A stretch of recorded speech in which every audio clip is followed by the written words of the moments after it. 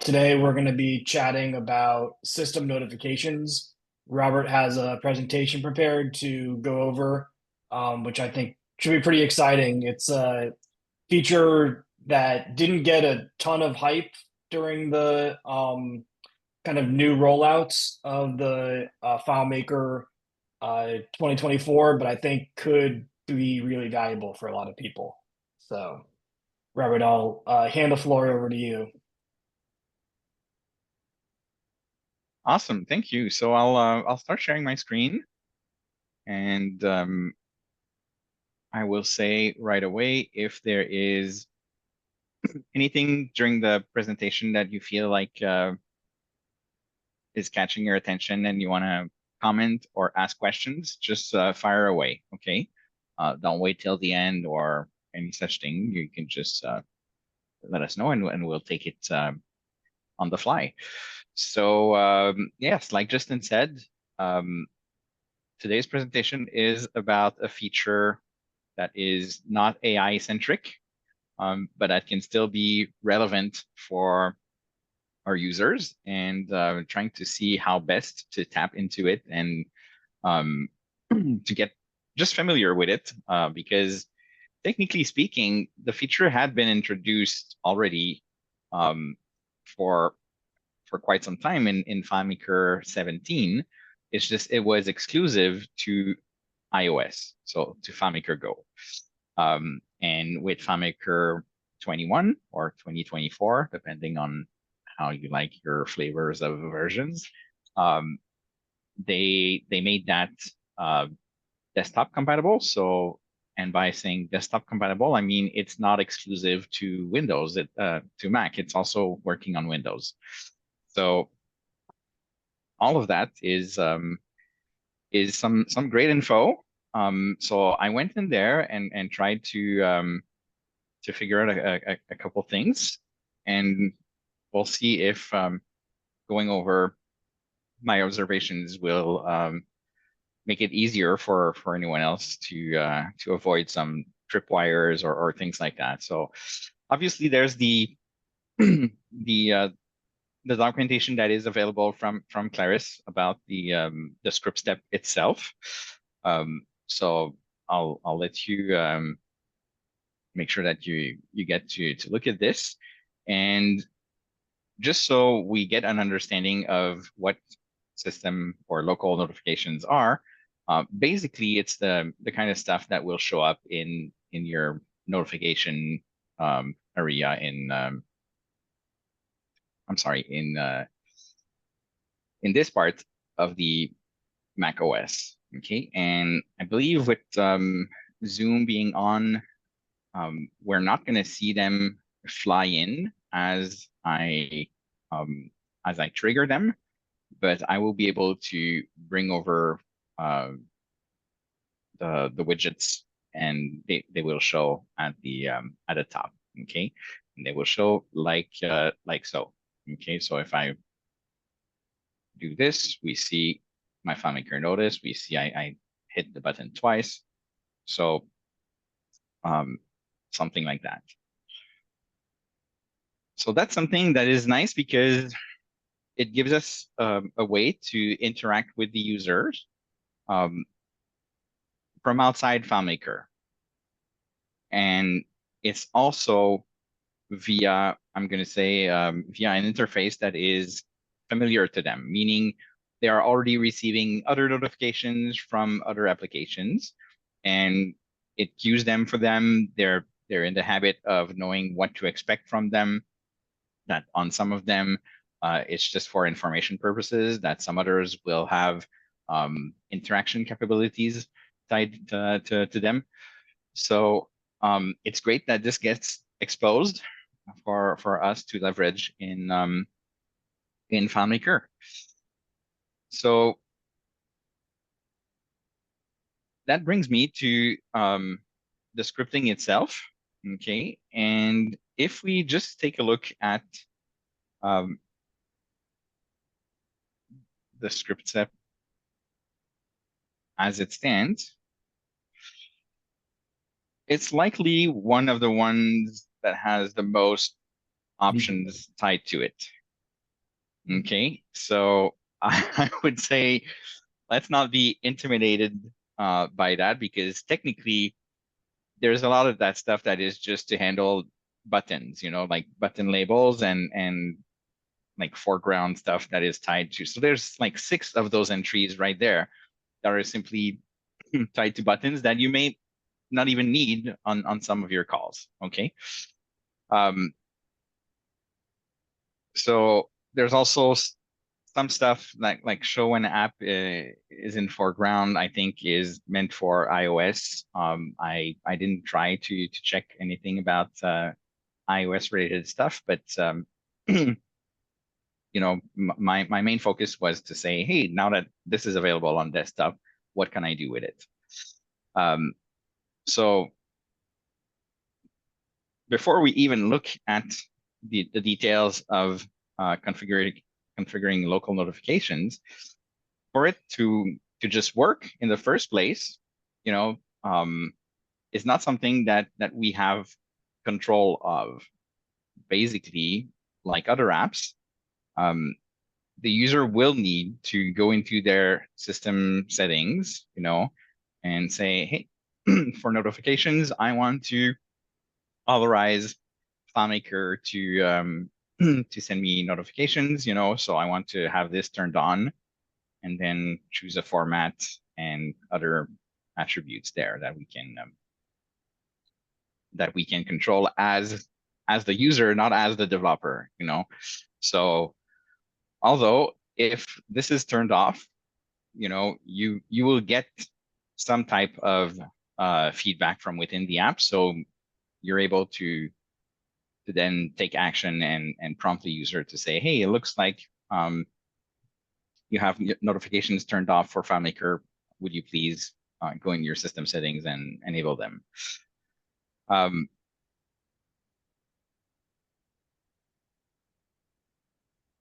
so as for the rest of the behavior, it's like any notifications, they get into that stack if the person has not set a specific focus that says do not disturb or anything like that. They will get them when you ask for the notification to be delivered.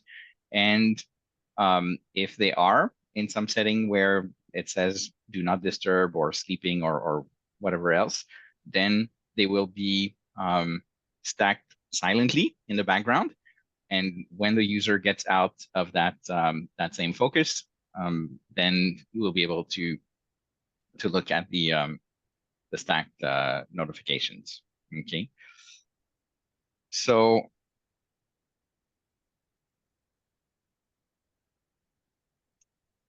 if we look at some other things, okay, so we have here a name. Okay, so you can say I'm giving this my name, okay, or whatever you feel like. And the name is simply a way for us to refer to it further down the road, further in time, okay? Because let's say we ask for a notification to be having a delay, to say, okay, I don't want to give the little fly out right away. I want this thing to be like a reminder, okay? Like the user has set a to-do type thing, and then we want to remind them maybe a day prior its due date to say, hey, have you done this thing? Okay, so by naming the notification, if then say the user went back to that to do and completed it, then we'll be able to um, call the step again to basically say, hey, I no longer need this notification. You can dismiss it. Okay. So that is So one then thing. And yes, to confirm, so the name is essentially like the unique identifier of that notification. of the notification itself, yes. Cool. So basically, I think depending on your usage patterns, you could be tying it to an existing UUID, or you could create a UUID for it. Okay, so like I said earlier, I was referring to tasks. So if there's only one possible notification per task, then it would make sense to just give the name be the UUID of the task itself. But if you could have many notifications, say one for the day before and one for 15 minutes before, then you're going to need to come up with some other naming. Okay. Um, so and the delay thing is something you specify in seconds, right? It's not something that you say, okay, here's the timestamp where I want. So you're likely going to have some calculations to do if you want to aim for a specific time window. Unless you say quite literally, hey, I just want this to be shown to me, a little later, which in this demo file on my layout here, I think I've if I can get to my button and not this thing.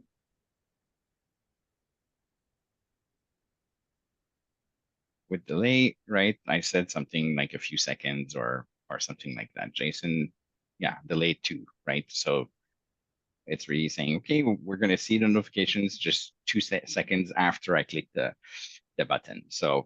Um, so keep that in mind if you are heavily relying on something where the delay is going to be relevant because you know information now that you want to give notice to the user later on.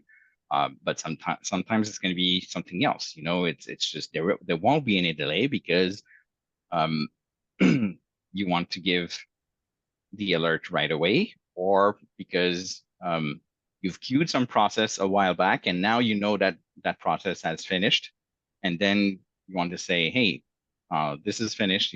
Click here and it's going to take you to the action. Um, So other things we have are like title and body and then button labels. Okay, so we're going to look at this through the little buttons that I have um, on the layout. Okay, so if I come in here, we have two columns. One is without a callback strip, and the other one is with a callback strip. So I'll get into the details of that in just a little while. But for now, we're just going to focus on what happens when we are sending out our notification requests. And this one is with a title only. So in the upper right corner, okay, we see that even if I have a title only, okay, the title ends up being used as the body, okay, and then we get FileMaker Pro for the title, okay. If I am sending one with just the body, then we see the body being used, but there's still something being injected, right, as a title, FileMaker Pro, that I didn't ask for in any way, shape, or form. And if I am specifying both a title and a body, then we see the title is now the one I expect, and the body is now the one I expect. Okay, so there's this little nuance about formatting because the title is in bold, while the body is not. So slight nuances like that. Okay. Another thing to keep in mind is that if you do not specify a name for notification, okay, that will throw an error. Okay. But strangely, if you are using a name with a variable that is empty when it hits the execution, then you get something where the error is not there. Okay, so some of those things I've reported to Claris because to me it feels like they're bugs to some degree, you know, just like if we think of the send mail script step, well, you need to provide a destination address, otherwise it's going to throw back an error. If you even have like a destination address that is just a variable, but the variable is empty, the step will still give you an error, which here is not the case. So and I would expect it to be. And the funny thing is, you know, once you have an empty name in this fashion, you the the the notification just um, carries on, right? You get the actual system notification. So it's like almost as if the name is actually optional, but in FileMaker they've made it mandatory. So so yeah, a couple things like that we need to know. So I'm just gonna comment out this because um, it's uh, it's the very script that my thing is running. Um, Also, just know that if you are specifying a notification with quite literally nothing in it, depending on the user's preference, the user may still be getting like a chime, even if there is not going to be something coming up in the other upper right-hand corner. So there are things there to know about. Okay. Now, I said something about what happens if notifications are disabled. Okay, so I'm going to go in my settings and I'm going to disable notifications for FileMaker, and we're going to see the impact of that on our scripting. Okay, so if I go back to notifications, scroll down all the way, let's go. Um,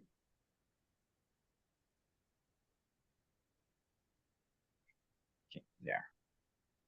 All right, so if I turn this off, okay, and now using my debugger, okay, I say, okay, I want to do something that has a title.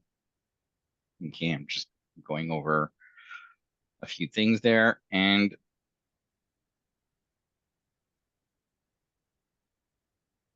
eventually I get onto the actual configure local notification step. It's coming up.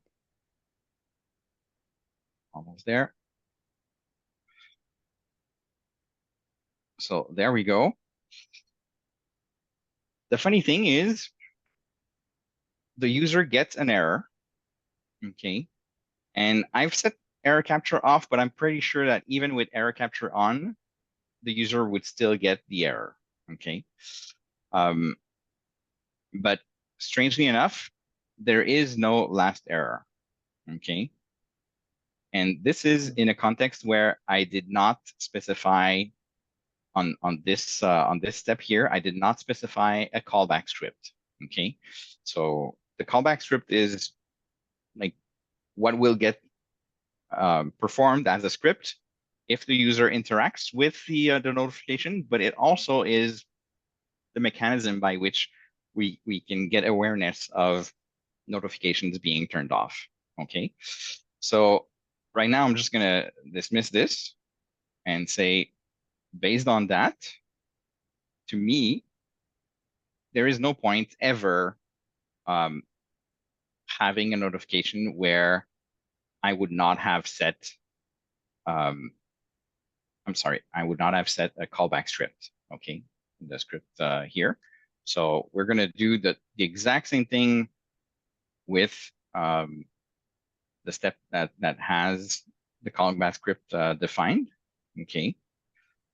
And again, if I try to run quickly, at least over here, right?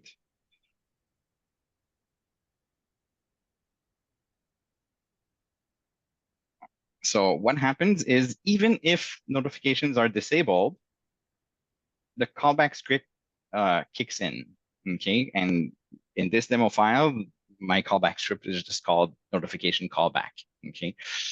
So then what happens is we get some information, okay? So we can get the script parameter and other things. And right now, if I'm looking at param list, I just get like a UUID, okay?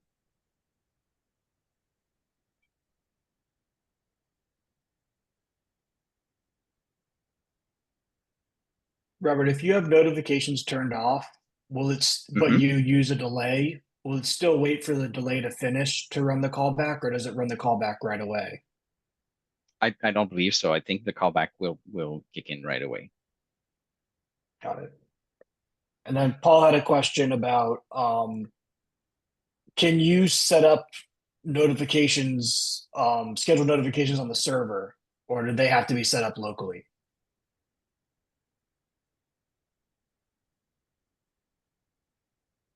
Notifications on the server. Um, I'm I'm not sure that because this is all from the FileMaker Pro environment, so it interacts with the context of my current session, right? So I cannot say, oh, I want to deliver a notification to someone else who's using the database. It needs to be like the person who's behind the keyboard, basically. Does Got it. that answer for Paul? Uh, uh, I'm not sure. What I would like to be able to do is to Hmm. have schedule scripts like that run at night send me, the developer, a Hmm. notification if something went amok. Otherwise, what I have been doing is to post things to a log file, which is fine, except I have to go into the application, Hmm. for example, in the morning to find out if anything went amok. So notifications would be Yes. a lot faster if I could get the server to send the notification to me.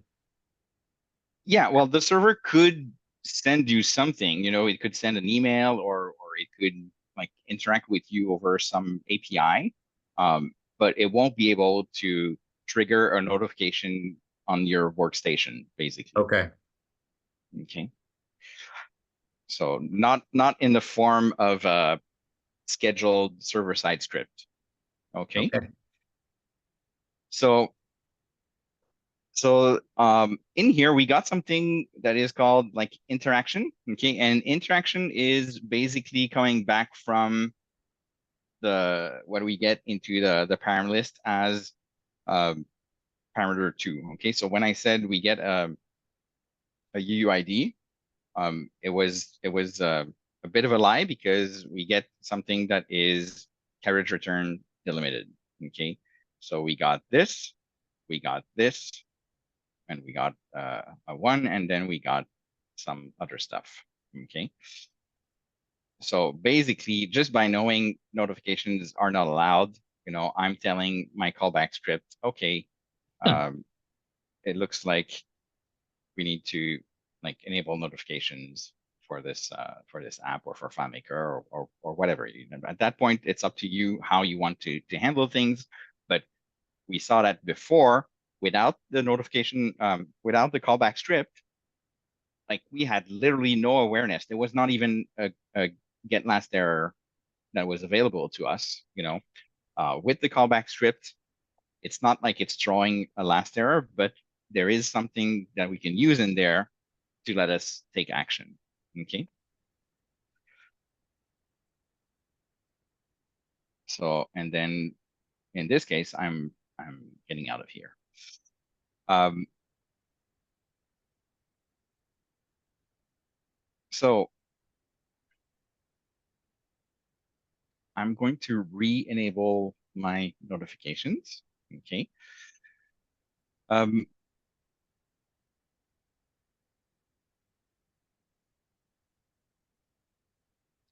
so let's look at buttons. Over here we had things that were having just the title and bodies, but if I want or expect user interactions, um, that will take place over by either the user clicking on the notification itself, not the buttons, but the very notification, or one of the up to 3 buttons that we have available on the notification.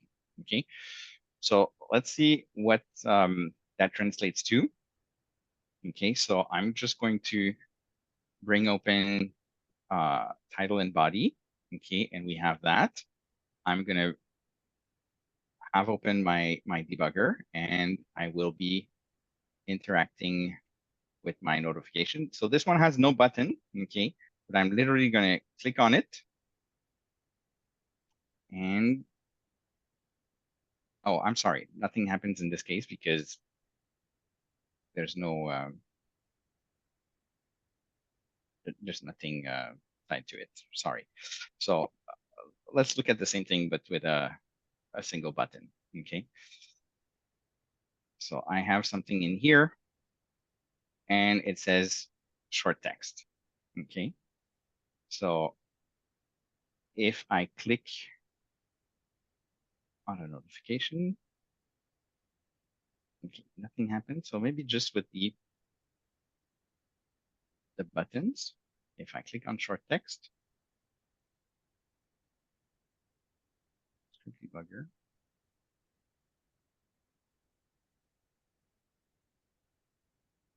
okay, that is something that's a bit strange just because there is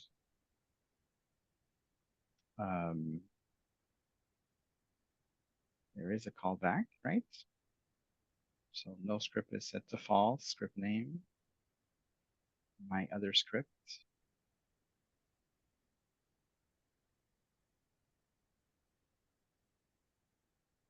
Oh, I did turn it back on.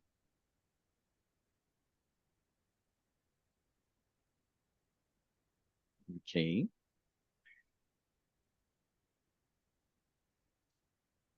So I'm just gonna quit my FileMaker and then restart it and see if there's anything there that I did wrong. But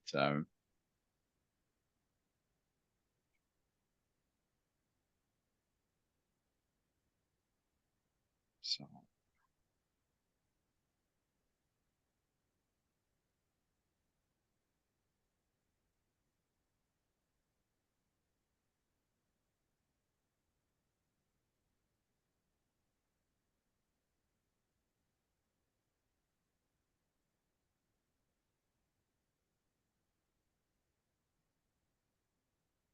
I don't have any notifications saying single button in here. And if I say script debugger on short text, nothing happens. Okay, well, I would expect this to trigger my my callback script right now. I'm not too sure like, what is happening right now, so I'll get back to that. So we have options for single button and many buttons. Okay, and so in this case, many buttons is up to 3, you know, and you get to say, okay, text this long, longer text, or you know, whatever. And at that point, it's in a drop down. When there was a single button, you would see the actual button. When you have more than one button, then you just get options, and the actual buttons are within the app. So within the options drop down. Okay. So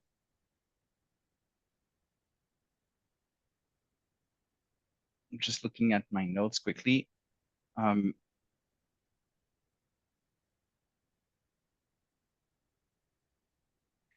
So on the topic of buttons, something that was a bit surprising to me was that if I was to specify, you know, my button like this, my label, Okay. And then have a button 2 where maybe this is empty.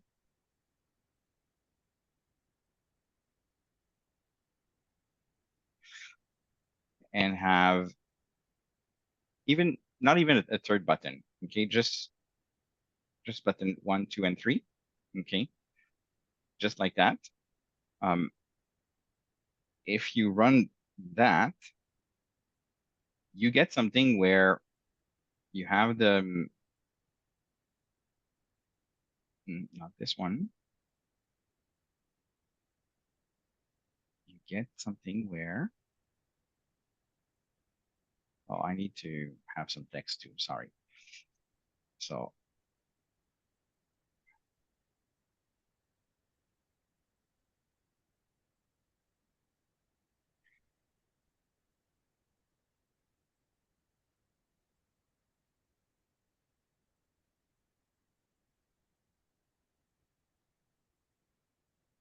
all right. So if we look at this empty button thing, I have the one that says my label, and I have the one where I have my empty variable, but it still is showing me an actual button for it, where I would expect just one button.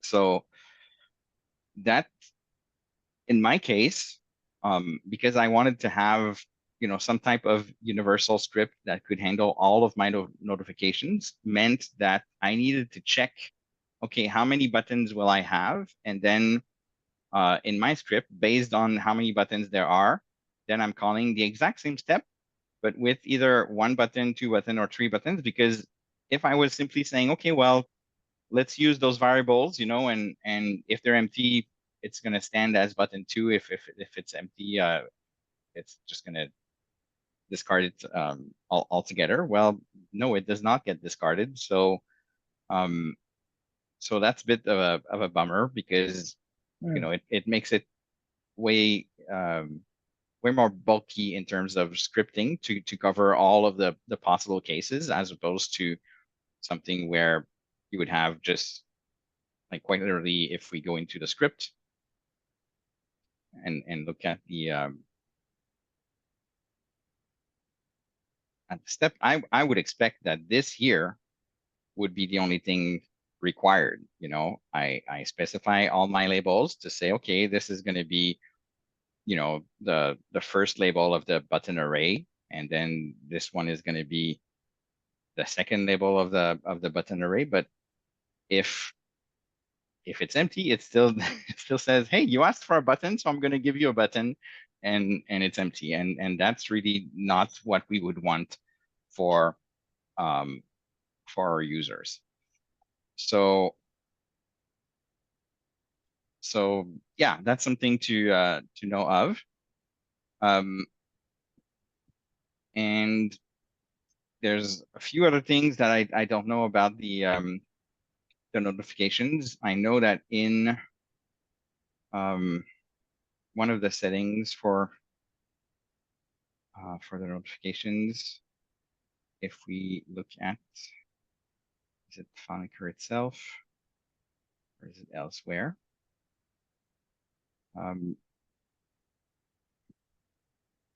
Play sound for notification. So when you are making specific focus, right? So in your focus settings, right, you can say, okay, I created a focus that is for FileMaker only, and you can choose what to allow in terms of people and apps. So for allowed apps, I've allowed FileMaker, okay, and it could be to silence some apps, okay. But there's also a setting that says time-sensitive notifications. Well, let's allow apps not in your allowed list to send notifications marked as time-sensitive immediately. So it looks to me like there's nothing in FileMaker that lets us do so and say, hey, this is time-sensitive. I want to bypass the focus that the user is in. So if there is, I'm not aware of how to turn that on.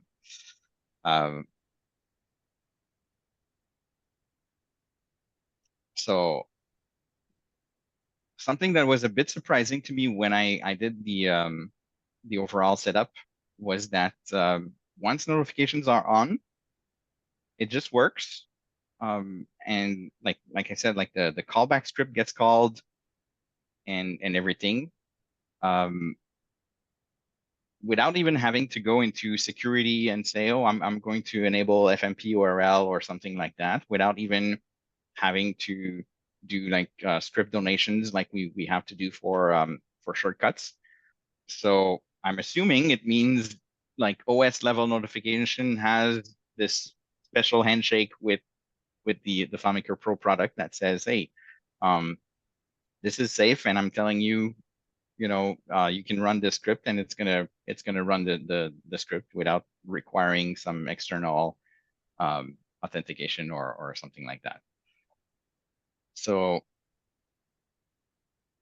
the notifications, like I said, you cannot change them once they're queued, but you can replace them.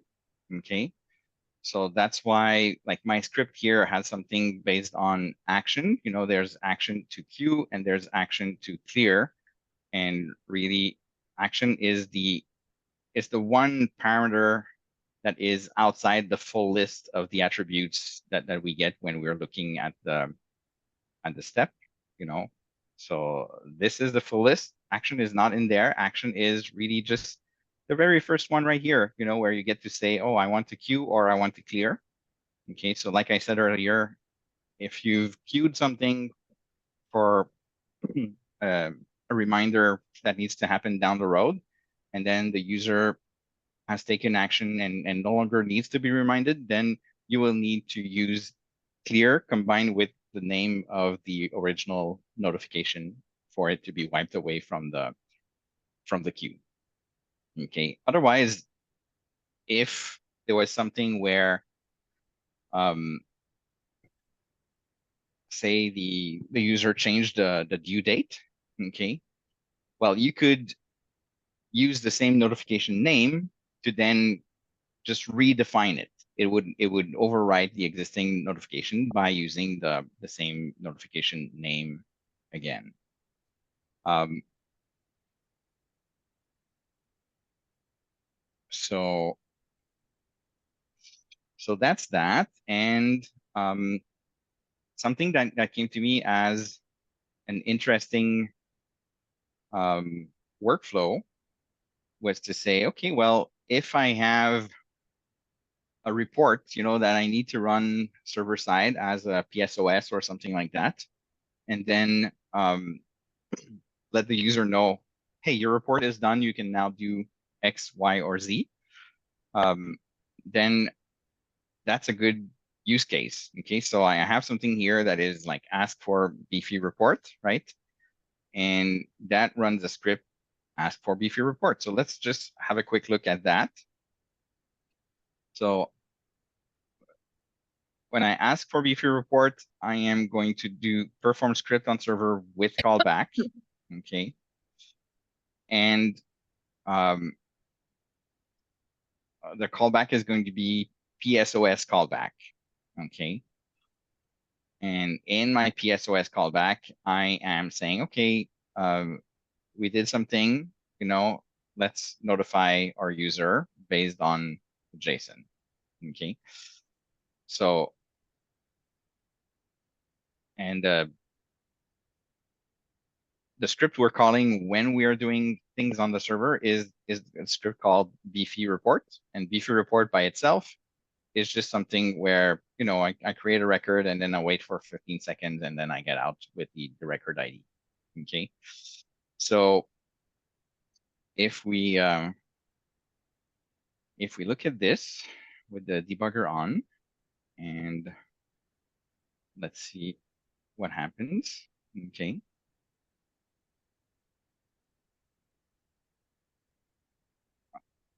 So we run the PSOS. Okay. I'm just getting out of here. There's nothing more that is running. Okay. I'll be getting the PSOS callback, okay, in about 15 seconds. So that's the server telling me, hey, I'm done with what you asked me to do, okay. Um, and in this case,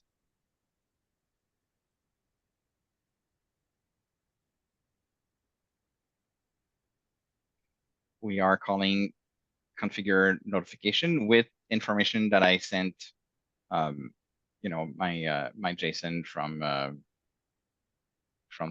the callback. So if I go on with that, okay.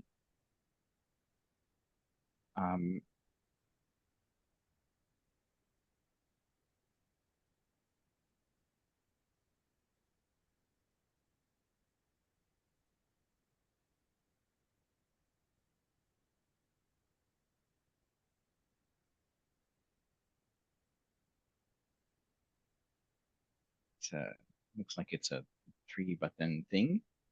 But basically, I will be getting my notification right here.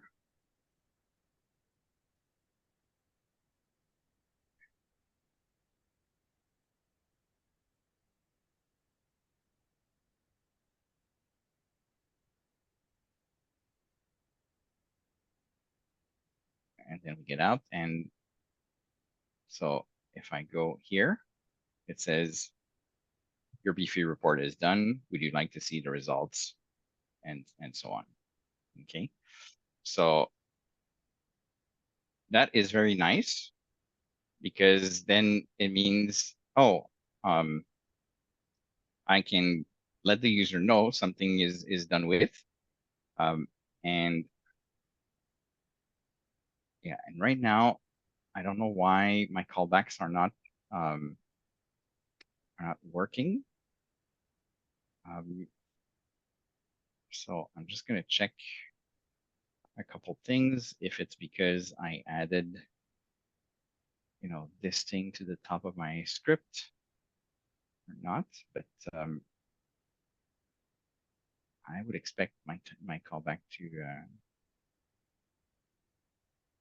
kick in. So I have this title body options and debugger.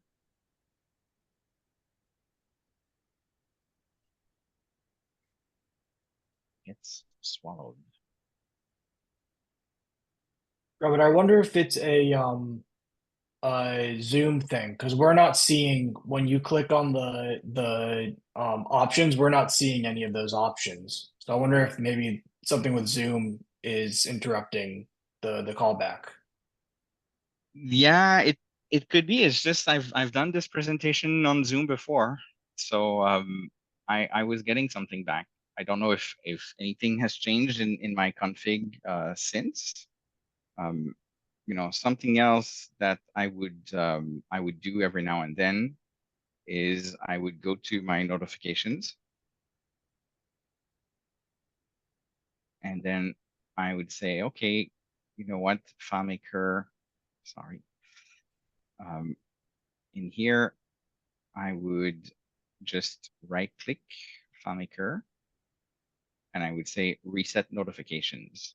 Okay. And that basically flushes the authorization the OS has granted FileMaker to give me notifications, and I will need to give the authorization again. Okay, so if I do something like that, FileMaker Pro disappears from the list. It's not even there. Okay, so for me to get that back, let's say if I quit FileMaker Pro, launch it again, then I get this, that says FileMaker Pro notifications. Notification may include alerts, sounds, icons, and badge. So if I say allow, okay, now FileMaker Pro made its way back in here and it's turned on. So let's see if I go back to my test file,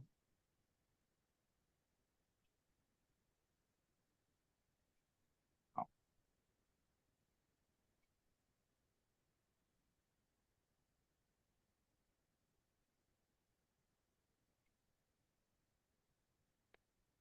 all right, so let's see if I say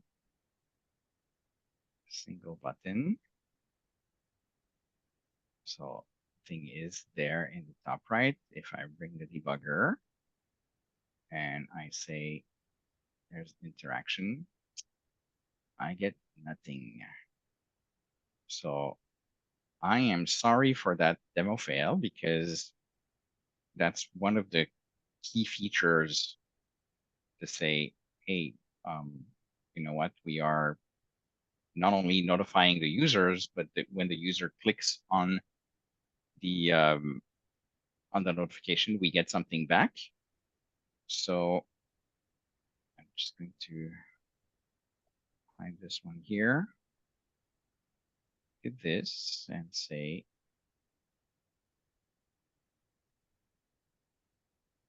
again, no script is set to false.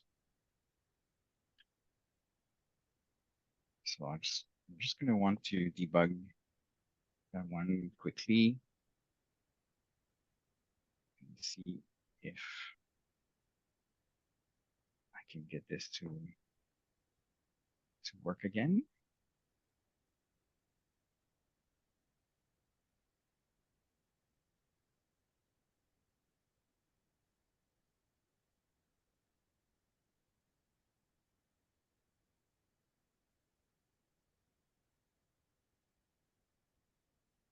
We have a name, we have a script name. It's called my other script. No script is set to false. We have a single button, or we have multiple ones. And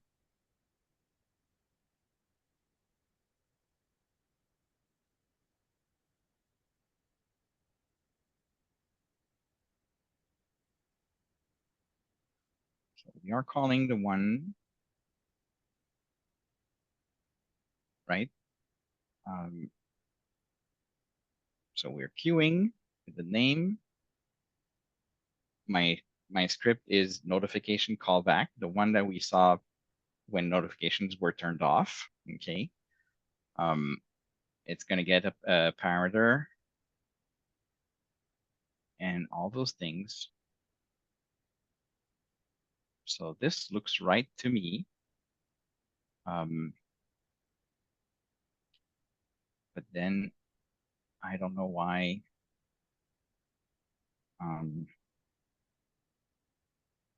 So if I say in here, notification callback, you know, show custom dialog, test and test, okay.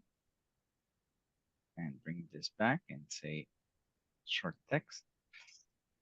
The callback does not get called back. So something broke in my demo. I'm not too sure what or why. But normally, you know, I get this back in here, and then I parse the information that is coming back from the callback.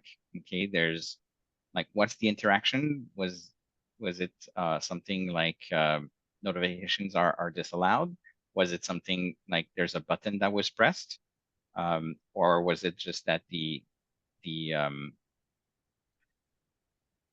notification was selected? Okay, so selected is when the user clicks on the notification itself. So based on those distinctions, you know, I can then relay information to say, okay, well, were the notifications turned off when we called onto this? And if not, then if the interaction is that the notification was selected, it means the user clicked or tapped the notification itself, not one of the buttons. And then I run one of the script names here. So perform script by name to say, okay, well, here is what we got in terms of interaction and what button was pressed, if any. So again, sorry that somehow it's strange, because if I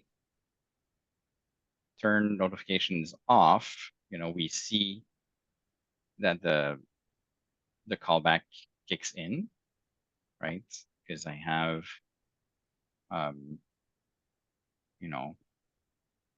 show custom dialog here, test and test. So if I do that, my callback kicks in, okay. But it looks like with the notifications enabled, then the thing is putting things in my stack, but even if I interact with it, then nothing happens in my setup. So I'm not too sure what happens here. It would be supposed to work, but I can't figure that out. Again, sorry for Yeah, that demo fail there. it seems like some type of issue on your system issue on your computer, as opposed to some kind of communication between FileMaker and the notifications. That's the issue. Yeah, it's difficult for me to tell. Quite literally, that file, as far as I know, stayed pristine since my last demo. So I'm a bit hard pressed to figure out what would what would make it behave any different.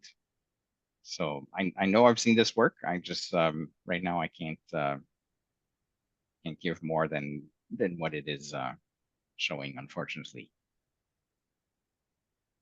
Well, I definitely understand the point though of being able to utilize this and have the notification, being able to click on the notification to have it run a FileMaker script as a result of it is pretty powerful.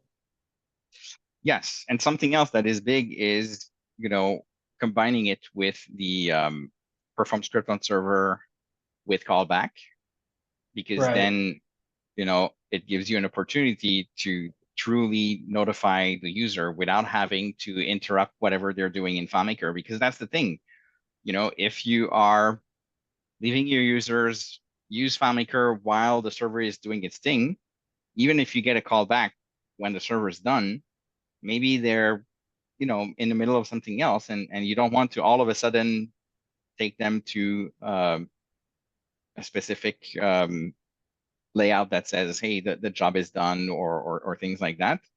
So it basically forces you to say, oh, the callback is going to pop open a new window that it's going to be off screen, put something into a queue or a stack, or some type of notification record that the user will then need to get back to later on, perhaps from their dashboard or perhaps from something else. But there's no way that you're going to start putting some type of popover or something like that on each of your screens to provide that feedback to the user. So notifications are really a good tool to try and address something like that. So Now, if you have a delayed notification, let's say it's delayed for a half hour, and you close FileMaker, will the notification still run in a half hour? Is it like stored on the computer? yes, so basically you're like, at the time you say configure local notification, it queues it, right? And then the notification knows when to show, right? Got it. So even if FileMaker is no longer around, it's going to be there. Now, if you have something in that notification that calls back FileMaker, FileMaker will need to be open for any actions to be possible. I don't think it's going to wake up FileMaker, reopen whatever file you were in, or something like that. You need to have that open again for it to be able to pair together. Would you get the response though once you did restart FileMaker, or is that callback lost? The callback you get when the user interacts with the notification. So No, I'm Paul, saying yes, you would get it. You would get it. If you open FileMaker back up again yes, and click yes. the button, you would get the same callback that you would have if you never closed FileMaker in the first place. Okay. And also related to the same point, say you quit FileMaker and turned your machine off, or logged off before the delay time was reached. Mm-hmm. Then what happens? Does the notification still go out, or will it be delayed until you restart your machine? Yeah, there's no reason for it to not be in the stack. Basically, it's something that gets queued, right? And then the OS determines when it gets revealed to the user, and Okay, that's it. it's the So if you user's say, okay, the user's OS that has the delay built in. It's not the sender's OS. you as there's no distinction in between the sender and the users. They're on the same OS. Oh, I see Okay. what you're saying. Okay. So Yeah. basically, you as a developer can say, I want this to show in 15 minutes. Okay. And at that very moment, it's going to ask the OS, put this into your queue, reveal it to the user in 15 minutes. Okay. Whatever happens in between now and then, the user can literally reboot their computer or keep it off for a half hour. Okay. When the system is going to boot again, the notifications will say, hey, do I have anything in my queue that is overdue? And if so, like all of that needs to be shown to the user. So I I got can't you. say that That's what I was missing. It's not a messaging feature like one FileMaker user to another. It's from one FileMaker user to himself yes, at to either the same himself or now a or delayed to his time. future Correct. self. Okay. Future Yes. self. Okay. You could probably build in some sophisticated mechanism where you would have one user, queue something up and you have like a non-timer script that pulls in those items and then creates a local notification for a specific user or for all users. You could probably do something like that Yeah, if you I've done needed. that by creating a record in a communication file that has the logon name, the account name of somebody I want to send the message to it in it, and that will cause a flag to appear on the home screen of the receiving user, indicating that there is a Right. notification for him, and that So you works. could use this instead. You could, for example, use these instead of that if you wanted to. Yeah. Okay, good. Now I understand. Mm-hmm. Yeah. Seems like Claris needs to work out a few kinks on this, but like the issue with the empty parameters being sent. Um, but once they can get over that, I think this will be a really powerful and pretty easy to use feature for us to throw in there. Have any of you tried this under Windows? Yeah, I have not. But when we look at the documentation, it's supported, right? So you can check for, does it mention?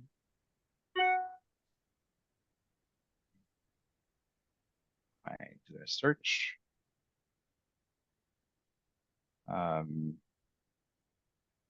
Yeah, so the help text here does not mention it, but it's meant for Mac OS, Windows, and iOS.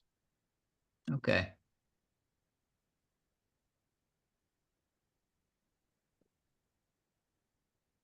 So I think Oh, yeah.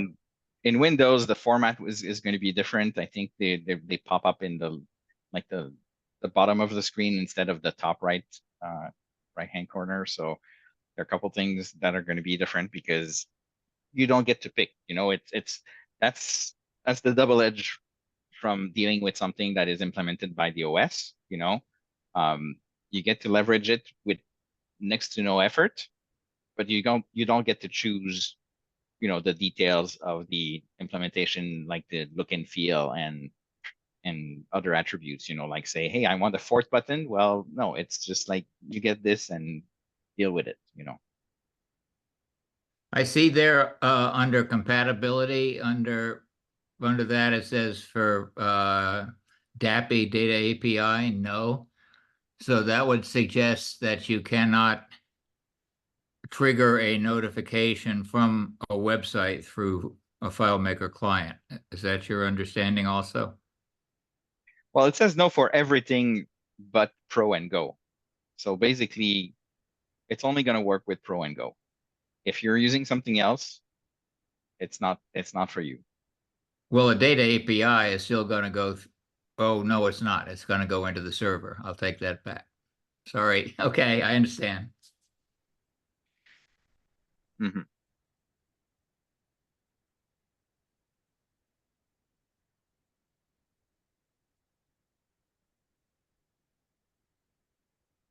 Okay, I have to give this All a right. try.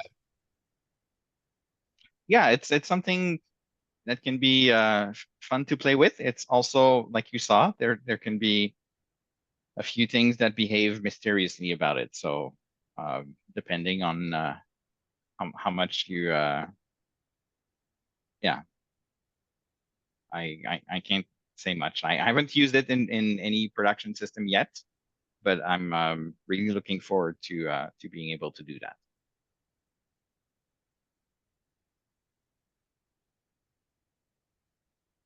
Well, I do have somewhere the where reports can take, up to, 20 minutes to half an hour to complete.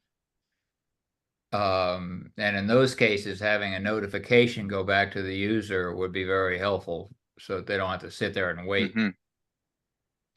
Yes, is this something that they're triggering on their end from like clicking Yeah, on a button that then yeah, does yeah, a yeah. PSOS? They're Yeah, calling for so the then execution of a month-end report that has to go yeah, through hundreds I of see. thousands of transactions, so it takes a I while. see. Yeah, so that would be a very good case. You know, you could then say, okay, let's turn this into a perform script on server with callback, and the Yeah, callback would then raise a notification, and then once they click on the notification would have its own callback to then let you interact and say, oh, the user said, okay, they want to see the report, or they said, no, I'm just dismissed, or whatever. right. So That's good. So Robert, if you'd like, I can show what it would look like on the Windows side. I just tested that out. yeah, by all means, I'll stop sharing my screen. Let me just close everything up. Justin, what you're about to do, are you actually running it on a Windows machine or under a Windows VM on a Mac? On the Windows VM on a Mac, but Okay. it's the same thing. I mean, the machine is the same. So I'm just RDPing into a Windows machine. I just have a simple script that's just running configure local notifications. When you run it, it sits here for a bit and it'll go away eventually.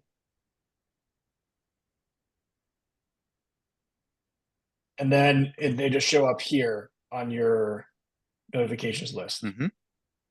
But So you I actually like the started way your that name 1, 2, and 3, is that right? yeah, so I just named the buttons one, Can I two, and ask you three. something?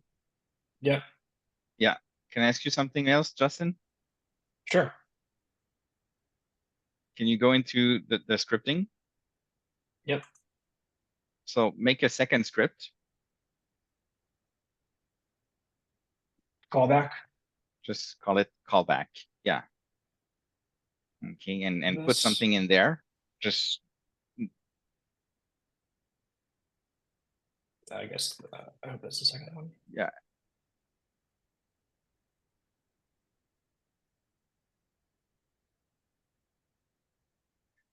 You know, and All right. for the message, you could put get script parameter. That would be nice. Oh, okay. That's all it needs? Script ram. Well, Okay. all it needs, I mean, your callback script gets to be whatever you want it to be. So and then wait. Into Sorry.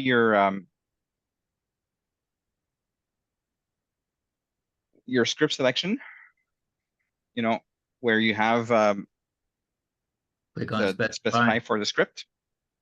Oh, I see. What should I put in the parameter Yeah. here? Then yeah, put whatever you want, you know, like 1, 2, 3, or you know. All right. So let's try this. Well, I'm going to clear out run